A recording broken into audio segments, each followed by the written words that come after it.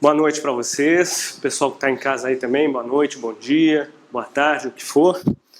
Estamos aí para apresentar para vocês o módulo de cirurgia 1 desse intensivo 2018.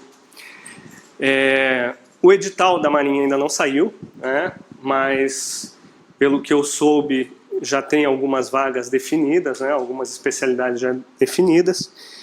E assim, eu andei vendo os editais anteriores, eu dei uma olhada na bibliografia dos concursos anteriores, e assim, de 2016 para cá, houve uma mudança importante no que diz respeito ao conteúdo de cirurgia.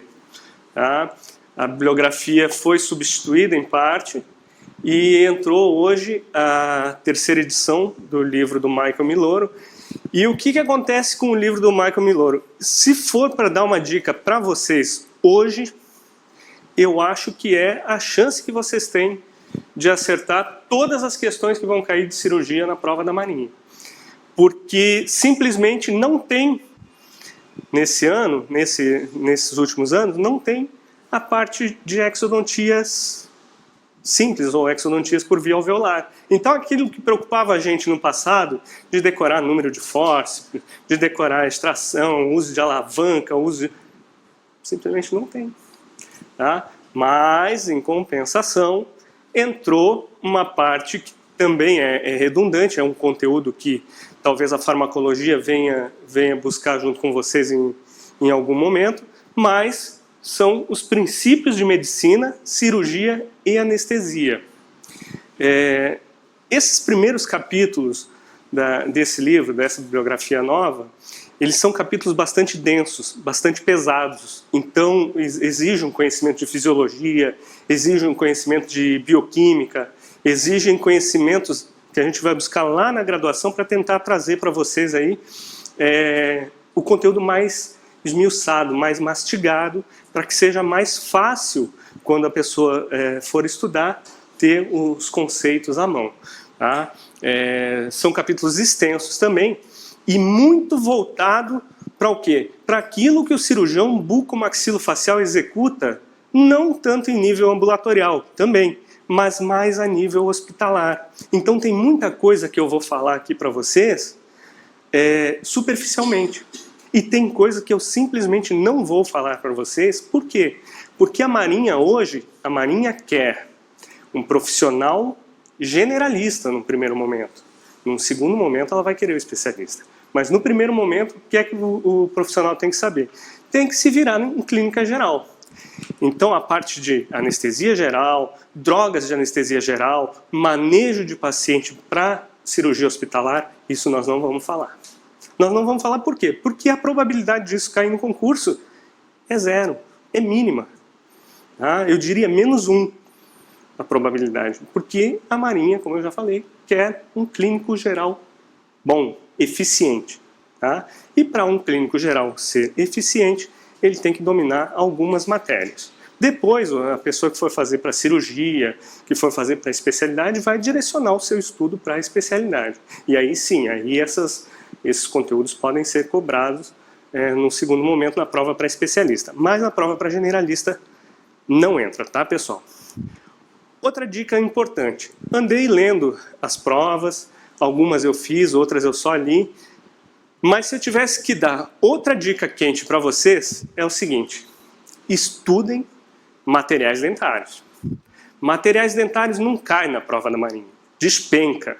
Estudem, pegue aquele livro do Anos Avais, durmam com ele, leve para onde você for, vai fazer um piquenique no aterro, fim de semana com a família, leva o livro do cara. Porque tem caído muito. Prótese dentária, tem caído bastante. Endodontia, tem caído bastante. Conceitos básicos, tá, pessoal? E dessa parte aqui, a parte de cirurgia, tem caído também conceitos mais básicos, coisas mais basais, coisas mais do dia a dia. Embora a gente saiba que a banca da Marinha é uma banca sujeita a nos pregar algumas peças, algumas surpresas, como a gente vai ver mais pra frente aqui, tá bom, pessoal? Então, começando, eu fui por ordem, eu segui a bibliografia pela ordem dos capítulos, pela ordem que os temas vêm aparecendo e vem sendo apresentados no livro. E o primeiro tópico é sobre cicatrização de lesões. Está todo mundo enxergando? Todo mundo? Se precisar pode vir mais para frente aqui, não tem problema. Tá? Então a gente tem a noção de que o processo de cicatrização ele depende muito do tipo de tecido envolvido e da natureza do tecido lesado. Dois conceitos importantes surgem aí. Regeneração. Pessoal, o que é a regeneração? É a restituição por meio de tecido sem distinção estrutural, ou seja, o mesmo tecido, o mesmo tipo celular, tá? E funcional do tecido de origem. Tá? Já o reparo acontece através de um tecido fibrótico, a formação de um tecido fibrótico, um tecido de substituição com menor quantidade de células quando comparado ao tecido de origem. Tá? Então esses dois conceitos são bem importantes, isso pode vir talvez numa questão específica ou no enunciado de uma questão que se desdobre em outros itens. Tá? Então aqui, para a gente ter mais detalhado, o reparo por cicatrização é como se fossem os pontos de solda que o organismo utiliza para substituir aquela área que foi lesada. Tá? É formado um tecido grosseiro com menor quantidade de células. A exceção são os tecidos ósseos e o tecido hepático, o tecido do fígado, onde a ruptura desse tecido resulta muito mais em reparo em vez de regeneração. Tá? Então a gente tem também a classificação celular. Lembra que eu falei que depende do tecido? A classificação celular divide as células em células lábeis, estáveis e permanentes. Tá? Células lábeis. Os exemplos são os queratinócitos da epiderme e as células epiteliais da mucosa bucal. São aquelas células que se dividem durante todo o seu ciclo de vida.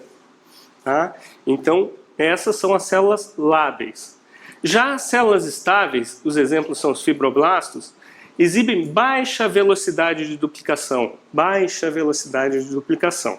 Podem sofrer rápida proliferação em resposta à lesão. Por exemplo, lesão óssea, existe uma proliferação de células mesenquimais pluripotenciais e essas células se transformam então em osteoblastos e os osteoclastos também interferem nessa dinâmica, apesar de eles serem derivados de uma outra linhagem celular, uma linhagem hematopoética. Tá? As células permanentes são aquelas células daqueles tecidos que, quando lesados, eles não se regeneram ou sofrem um reparo dificultado. Por exemplo, nervos especializados e células do músculo cardíaco. Por isso que quando a pessoa tem um infarto agudo do miocárdio, é tão sério.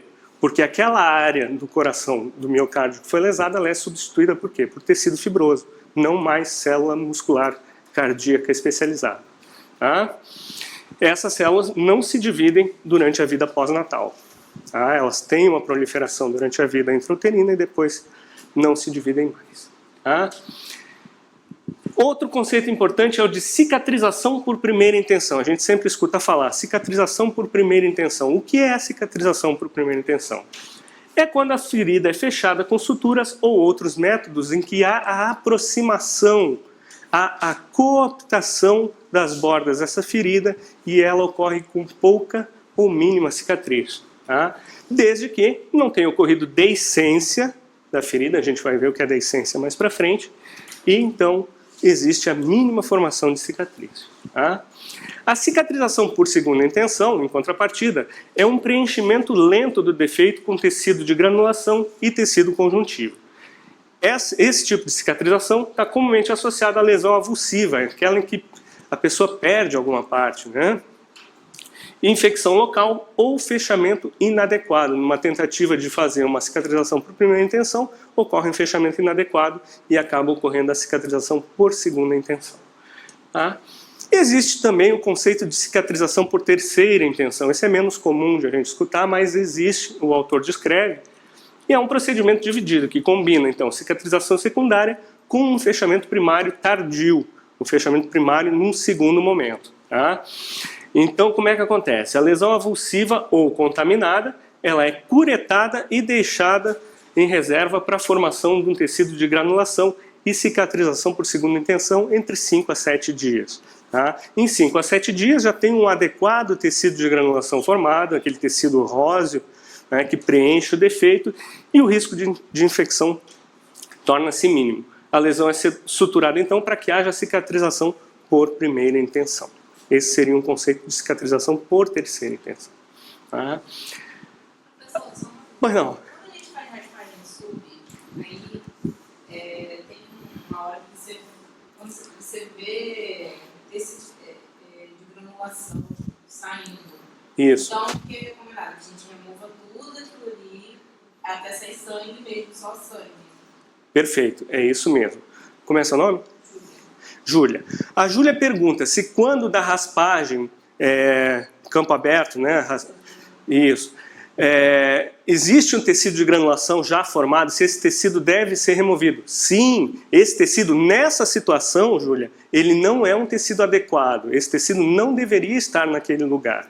Ele deve ser removido para possibilitar que a cicatrização ocorra por quê? Por primeira intenção. Tá? O tecido de granulação ele não necessariamente é uma resposta a um ferimento cirúrgico. Ele pode ser uma resposta a uma infecção ou para uma agressão, nesse caso uma agressão periodontal. Não sou periodontista, tá, gente? Sou cirurgião bucomaxilo.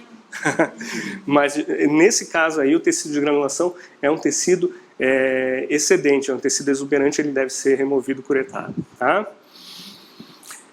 A sequência de resposta de cicatrização ela é dividida em 3 fases distintas e simultâneas. Tá?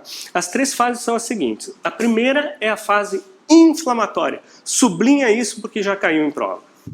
Tá? Fase inflamatória. A fase inflamatória ocorre antes da resposta reparadora do organismo, 3 a 5 dias. Tá? E ela ocorre através do quê? De uma vasoconstrição inicial, tá?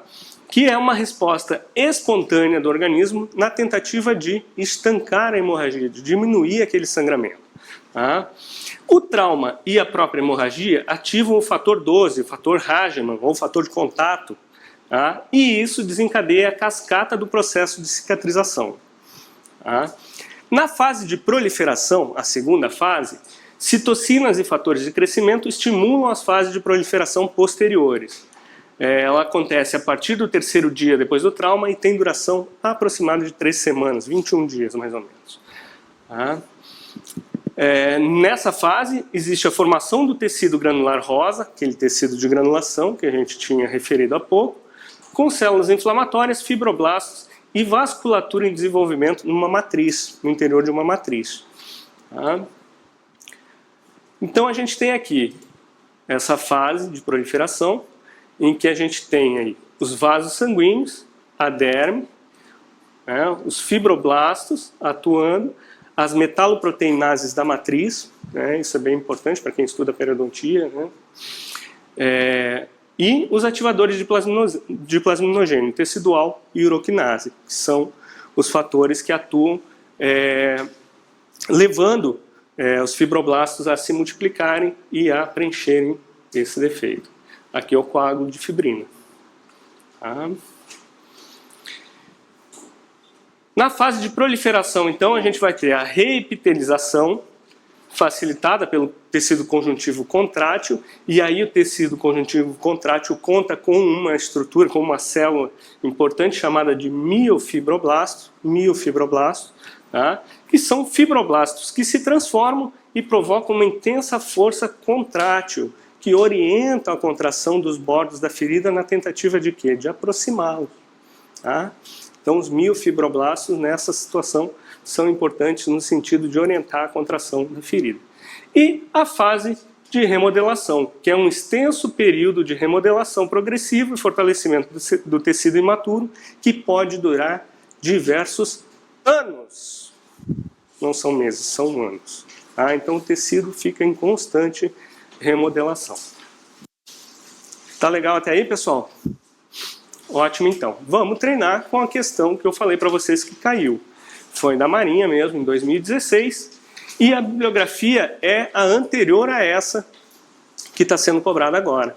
Tá? Miloro, e colaboradores, em 2018, a segunda edição, né?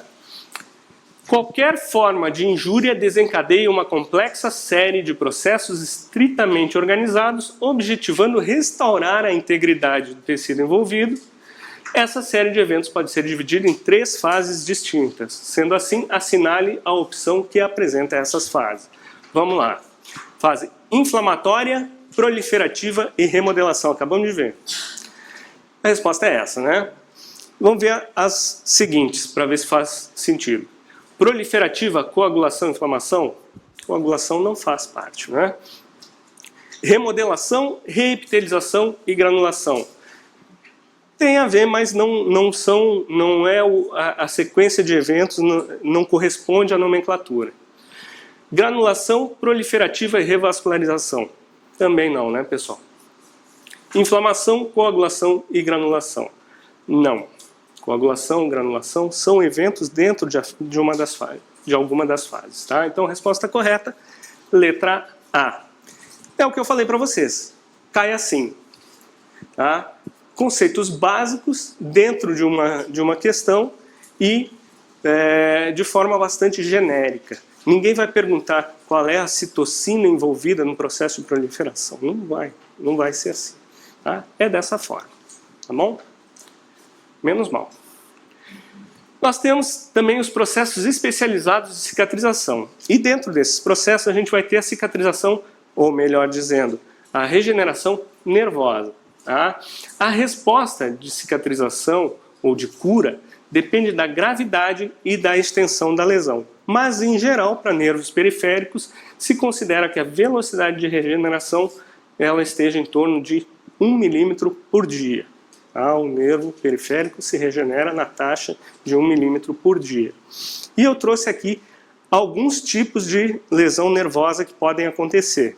Tá? Isso sim, isso eu acredito que possa vir uma questão de prova. Tá? São as diferentes lesões nervosas. Neuropraxia, axonotimese e neurotimese. Vamos ver o que é cada uma delas. A neuropraxia é a mais suave forma de lesão do nervo. É quando o nervo não é rompido, não tem a sua continuidade alterada. Ele é simplesmente comprimido ou traumatizado. Tá? Envolve a interrupção passageira da condução nervosa sem perda da continuidade axonial. Tá? A continuidade da bainha epineural e dos axônios é mantida e alterações morfológicas são mínimas. Restabelecimento do déficit funcional é espontâneo e, em geral, completo entre 3 e 4 semanas. Tá? Na axonotimese, ocorre ruptura física de um ou mais axônios sem lesão do tecido estromal, ou seja, o interior do nervo continua íntegro. Tá? Apesar dos axônios rompidos, as células de Schwann de revestimento e os elementos do tecido conjuntivo permanecem intactos. A natureza e a extensão do déficit estão relacionados com o número e o tipo dos axônios lesados. Tá? Alterações morfológicas são manifestadas como a degeneração do axoplasma e estruturas associadas distalmente ao local da lesão.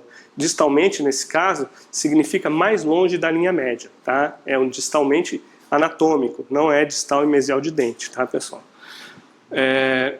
E parcialmente proximal à lesão. O restabelecimento do déficit depende do grau do dano.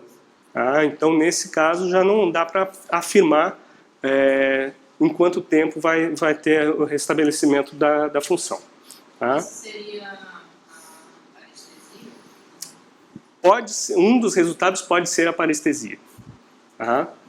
Um dos resultados pode ser... Nesse contexto todo, a gente pode ter diversas respostas. Uma delas é a parestesia, quando se trata de nervo sensitivo. Tá? Nervo de sensação. Outras alterações podem ser disestesia, pode ser hipoestesia e pode ser a hiperestesia, que talvez seja a pior delas, que é quando o mínimo estímulo ele é traduzido em forma de dor. Essa é a hiperestesia. Tá? São todas alterações da condução nervosa. Tá bom?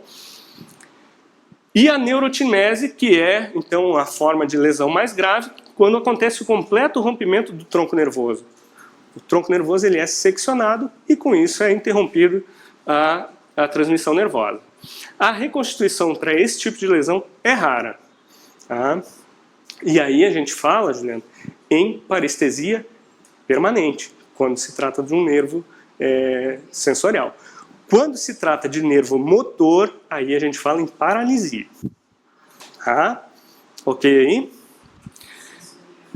Isso.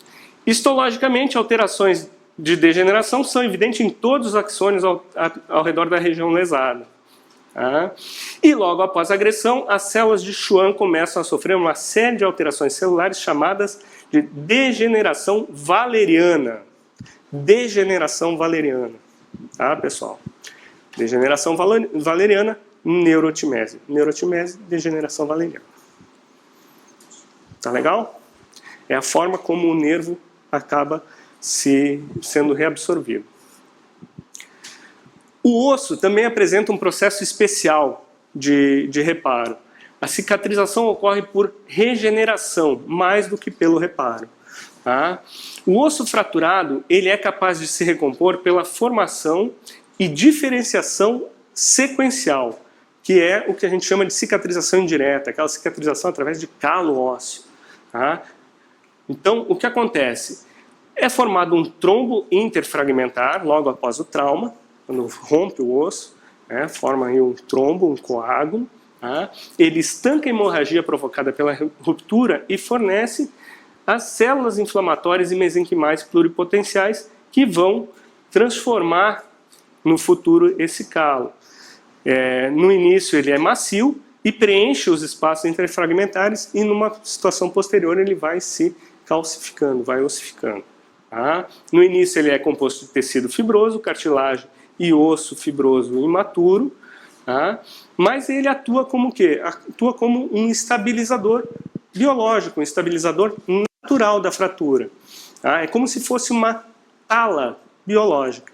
Tá? É óbvio que se o osso fraturou numa posição anormal, anatomicamente falando, ele vai permanecer naquela posição, a menos que ele seja reposicionado e haja a cicatrização que a gente vai ver de forma indireta na sequência. Tá? Direta, melhor dizendo.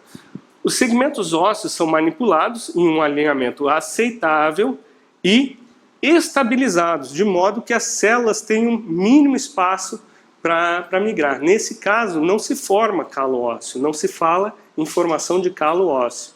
Tá?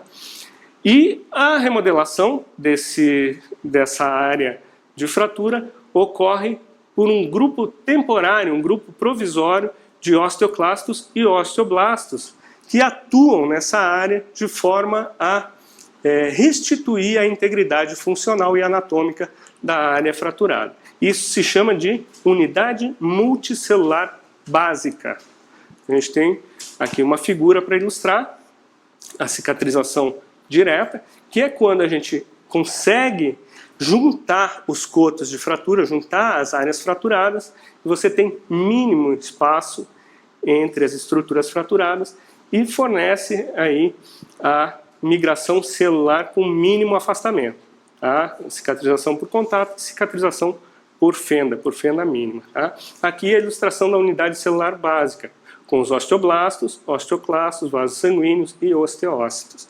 Osteócitos são os osteoblastos que ficaram presos no interior da massa óssea nas chamadas lacunas de Hauschip. Tá? Então a gente tem 3 tipos celulares diferentes atuando aqui. Os osteoclastos, a gente vê que são esses maiores, multinucleados, com borda franjada. Tá? E os osteoblastos, que vão fazer a deposição de matriz e a posterior calcificação. Tá? Trouxe aqui uma ilustração para a gente ver melhor o que são osteoblastos, tá? São essas células aqui, que se desenvolvem a partir de células tronco mesenquimais pluripotenciais, e osteoclastos multinucleados. No livro está errado, tá? No livro está escrito osteoclastos multicelulares. Não são multicelulares, são multinucleares, tá? Como é que a célula vai ser multicelular, né? Não tem como. Tá? E são originados de uma linhagem de monócitos macrófagos da linhagem hematopoética. São produzidos na medula. Pois não. Desculpa, essas células mesenquimais pluripotentes são as influenciantes são que depois se diferenciam nos osteoblastos. Tá? Os osteócitos são só ativados quando tem uma injúria? Não. Os osteócitos, eles ficam presos na estrutura óssea interior do osso, no que se chama de lacunas de Rausch. Tá? Os que têm função biológica são os osteoblastos. Os osteócitos já são... Os osteócitos mantêm a estrutura do osso. Eles fazem parte da arquitetura óssea.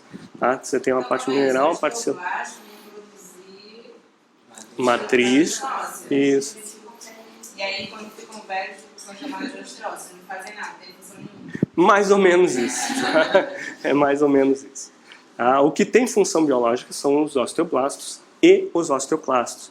Porque o que acontece com a fisiologia óssea? O osso está o tempo todo sendo remodelado. O tempo todo você tem...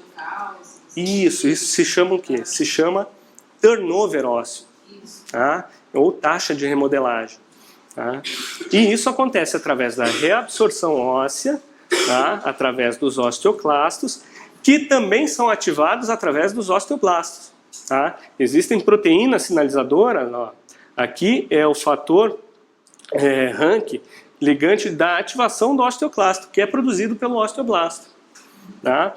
O Rank, os receptores de Rank na superfície dos osteoclastos, eles estão ali quietinhos. Quando o osteoblasto sinaliza, é que eles se tornam ativos. Aí que eles adquirem essa borda franjada que secreta a enzima que faz a dissolução da parte da matriz óssea e fornece o cálcio que é reabsorvido pelo sangue. Tá? E em seguida o osteoblasto vem e repõe aquela área perdida com nova matriz que é mineralizada subsequentemente. Tá? Isso é importantíssimo entender. Tá? Porque é basicamente a patofisiologia da osteonecrose por bisfosfonato. Tá? É basicamente aqui que acontece toda a problemática das drogas antirreabsortivas. Tá? E aí tem uma série de interleucinas, de proteínas, de citocinas sinalizadoras que estão envolvidas nesse processo, cada uma mais ou menos importante dependendo da fase. Tá? Um exemplo especial de cicatrização por segunda intenção são as feridas por extração dentária. Tá? Imediatamente após a extração, o que acontece? O sangue preenche o alvéolo, preenche a área onde havia um dente. Tá?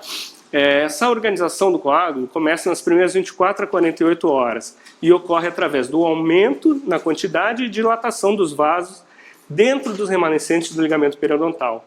E a partir daí ocorre a migração de leucócitos e a formação de uma camada de fibrina. Essa camada de fibrina que, quando é destruída ou quando degrada precocemente, causa a osteite alveolar ou alveolite. Tá? Na primeira semana, então, o coágulo forma o arcabouço, forma a estrutura sobre a qual as células inflamatórias migram, e o epitélio na periferia da lesão se desenvolve sobre a superfície do coágulo. Tá? Nesse estágio de reabsorção ativa da crista óssea, atuam aquelas células que a gente comentou, os osteoclastos. Eles começam a destruir aquela área da crista óssea. Para quê? Para que haja subsequente deposição de nova matriz e remodelação dessa área. A angiogênese continua nos remanescentes do ligamento periodontal. Por isso, antigamente se falava, não, tem que curetar todo o ligamento periodontal da área de extração.